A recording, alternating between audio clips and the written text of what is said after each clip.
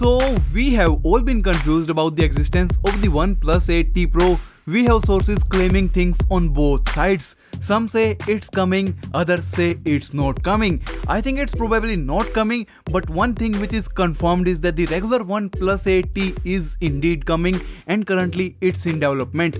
Also, we have the finalized physical design of the smartphone and it has some unexpected changes. So let's start with the display of the smartphone. Like it was leaked officially by OnePlus, it's a flat panel, the bezels have indeed been shrinking all over the sides and the refresh rate has bumped up from 90Hz to 120Hz while keeping the resolution same at Full HD. You are either going to love this or hate it because there are fans of both type of displays. Personally, I'm in the curved display camp, but I don't much like the super curved waterfall displays.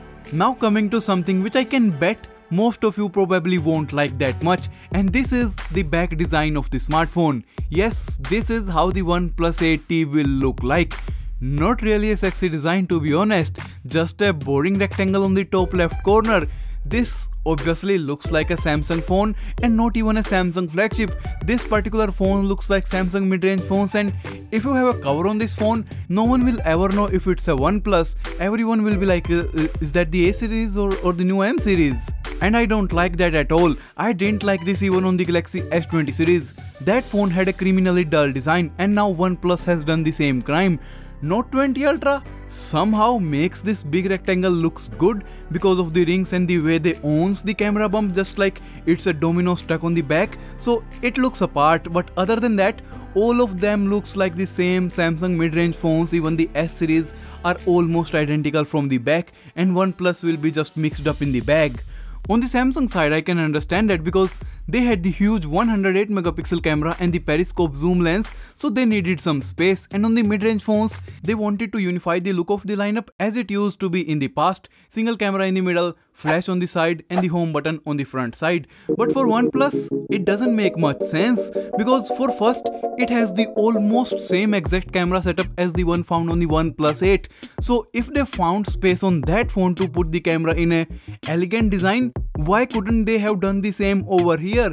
This is a design I don't like on a Samsung phone, and I most certainly don't want it on a OnePlus either.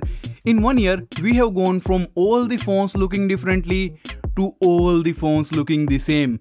Think about that for a second.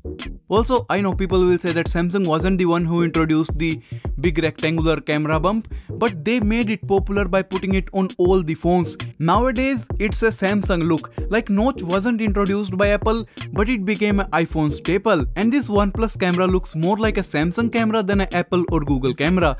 Other than this Samsung-y design, this phone doesn't have nothing special to point out.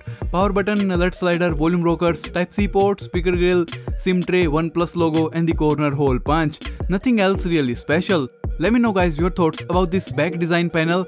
I definitely am not a fan.